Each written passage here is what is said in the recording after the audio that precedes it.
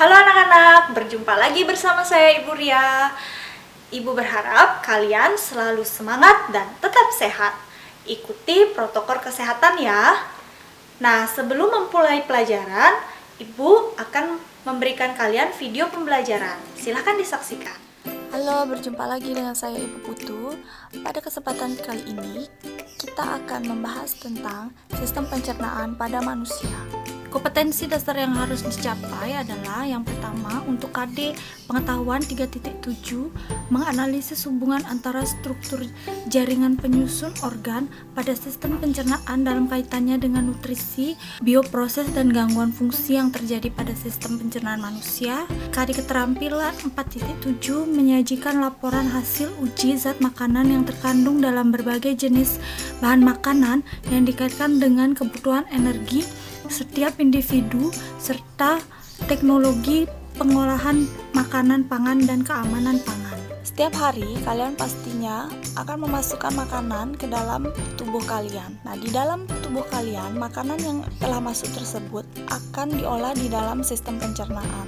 Sistem pencernaan pada manusia terdiri dari saluran-saluran pencernaan, sedangkan organ-organ lain yang merupakan pelengkap dari saluran pencernaan adalah organ-organ kelenjar pencernaan. Selain membahas tentang saluran pencernaan dan kelenjar pencernaan, kita juga akan membahas tentang proses yang terjadi dalam pencernaan manusia. Secara garis besar, proses yang terjadi di dalam sistem pencernaan manusia terdiri dari beberapa tahapan. Adapun tahapan-tahapan tersebut dapat kalian saksikan melalui video berikut ini. Tahukah Anda, agar makanan dapat digunakan tubuh, proses apakah yang terjadi pada makanan tersebut di dalam tubuh kita? Makanan yang kita makan akan mengalami 4 tahapan proses. Tahap pertama adalah proses menelan. Kita menggigit dan mengunyah makanan agar makanan dapat dipecah menjadi lebih kecil supaya selanjutnya dapat ditelan. Kemudian, makanan masuk menuju lambung. Di lambung, makanan dalam potongan-potongan kecil tadi dicerna menjadi lebih halus lagi. Proses kedua ini disebut mencerna. Setelah bentuk makanan dipecah menjadi lebih sederhana, makanan ini selanjutnya akan dicerna dan diserap di usus halus dan kemudian diedarkan ke seluruh tubuh sebagai nutrisi. Proses ini disebut menyerap. Tidak semua makanan yang kita makan dapat diserap oleh tubuh kita. Sisa makanan yang tidak dapat diserap oleh tubuh tersebut dibuang dengan cara melewatkannya ke usus besar dan selanjutnya dibuang keluar tubuh melalui anus. Coba kalian perhatikan gambar berikut ini. Gambar berikut ini adalah gambar dari saluran pencernaan pada manusia secara menyeluruh, mulai dari atas, yaitu di mulut, kerongkongan, lambung, usus halus, usus besar, dan anus. Selanjutnya kita akan bahas satu persatu. Cobalah bercermin dan perhatikan mulut Anda. Sebutkanlah organ-organ yang terdapat di dalamnya. Masing-masing organ itu memiliki fungsi tersendiri. Makanan dicerna secara mekanik dan kimiawi di dalam rongga mulut. Di dalam rongga mulut terdapat lidah, gigi, dan kelenjar ludah yang dapat mensekresikan air liur. Air liur mengandung enzim amilase atau disebut juga dengan petialin yang berfungsi untuk mengubah amilum menjadi glukosa. Gigi seri berfungsi untuk memotong makanan, gigi taring berfungsi untuk mencabik makanan, gigi geraham berfungsi untuk menggilas makanan. Adapun rumus gigi orang dewasa dan anak kecil berbeda, di mana rumus gigi ini menentukan jumlah gigi dan juga susunan gigi pada anak-anak dan juga orang dewasa. Silakan kalian perhatikan rumus gigi susu dan rumus gigi permanen pada orang dewasa. Apakah perbedaannya? Fungsi gigi akan dibantu oleh lidah, di mana lidah berfungsi untuk membolak-balikkan makanan sehingga dapat lebih mudah untuk dikunyah oleh gigi. Sedangkan air liur yang dihasilkan oleh kelenjar ludah berfungsi untuk membasahi makanan sehingga akan lebih mudah untuk ditelan. Kerongkongan adalah saluran makanan yang menghubungkan mulut dengan lambung. Kerongkongan ini berbentuk seperti tabung. Kerongkongan ikut berperan dalam mendorong makanan menuju lambung, di mana kerongkongan ini dilengkapi oleh sepertiga otot lurik dan 2/3 otot halus untuk tugas tersebut. Otot tersebut tersusun memanjang dan melingkar, sehingga mampu melakukan serangkaian kontraksi yang membuat makanan terdorong menuju ke lambung. Proses ini disebut dengan gerakan peristaltik. Gerakan peristaltik ini akan memasukkan makanan dalam bentuk bola atau bolus secara perlahan menuju ke lambung. Gerakan peristaltik ini mirip seperti gerakan mendorong dan memijit. Setelah makanan yang berbentuk bola-bola atau bolus masuk ke dalam lambung, maka makanan tersebut akan dicerna di dalam lambung.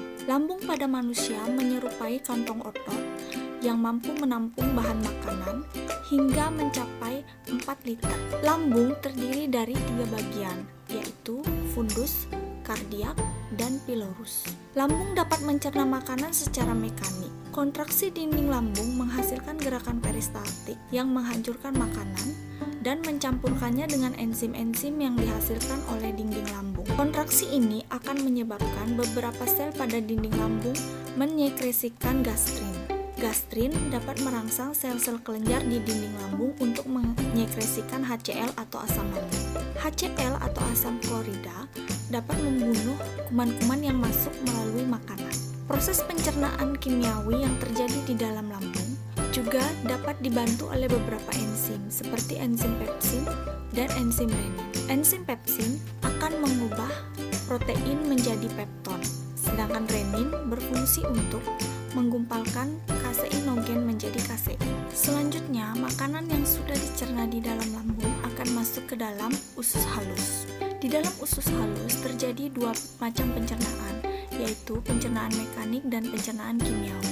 Pencernaan kimiawi dilakukan oleh enzim-enzim yang dihasilkan oleh kelenjar pankreas, hati, dan juga kelenjar-kelenjar yang terdapat di dalam dinding usus halus. Selain pencernaan kimiawi oleh enzim, juga terjadi penyerapan sari-sari makanan. Usus halus terbagi menjadi 3 bagian, yaitu duodenum atau usus 12 jari, jejunum atau usus kosong, dan ilium atau usus penyerapan. Adapun beberapa enzim-enzim yang dihasilkan di dalam usus halus, yaitu lipase, amilase, tripsin, laktase, sukrase, aminopeptidase, dan maltase. Hati menghasilkan cairan empedu. Garam empedu bekerja mirip dengan deterjen atau agen pengemulsi yang memecah gumpalan lemak pada kim menjadi partikel-partikel yang lebih kecil. Partikel ini kemudian akan diuraikan oleh enzim lipase yang dihasilkan oleh pankreas. Selain lipase, pankreas juga menghasilkan sodium bikarbonat atau NaHCO3, amilase, dan beberapa protease yang terdiri atas tripsin, kemotripsin, dan karboksipeptidase. Usus halus membentuk struktur yang disebut dengan villi. Coba kalian perhatikan gambar yang di sebelah kanan. Gambar ini merupakan gambar villi dan ini adalah mikrovilli yang terdapat di dinding usus halus. Struktur villi itu akan berfungsi untuk memperluas permukaan di dalam usus halus sehingga dapat meningkatkan efektivitas penyerapan sari-sari makanan. Nah, lalu bagaimana dengan sisa-sisa pencernaan atau ampas pencernaan tersebut? Ampas-ampas sisa pencernaan tersebut akan masuk ke dalam usus besar. Usus besar dibagi menjadi 2 bagian, yaitu bagian kolon dan rektum. Di dalam usus besar terjadi penyerapan air dan pembusukan sisa-sisa makanan hasil dari pencernaan di usus halus. Di dalam kolon terdapat berbagai jenis bakteri, salah satunya Escherichia coli, yang hidup bersimbiosis mutualisme dengan manusia. Kegiatan bakteri ini dalam mencerna sisa protein dapat menghasilkan bau busuk yang keluar dalam bentuk gas. Pencernaan makanan yang sudah dibusukkan akan membentuk feses. Selanjutnya, feses akan menuju ke dalam rektum, di mana rektum ini merupakan bagian dari usus besar yang berfungsi sebagai tempat penyimpanan feses sementara sebelum dikeluarkan. Lubang anus ini terdapat otot sphincter, yaitu sphincter eksterior dan sphincter interior, di mana kedua otot ini berfungsi untuk mengontrol pengeluaran feses dari anus. Proses buang air besar ini disebut dengan defekasi. Jika kalian sudah memahami, silakan berdiskusi dengan kelompok kalian, kemudian buatlah bagan dari proses pencernaan yang sudah kalian pahami tersebut. Dalam bagan proses pencernaan tersebut, urutkan organ-organ yang berperan dalam proses pencernaan dan enzim-enzim yang berperan dalam proses pencernaan. Selamat bekerja!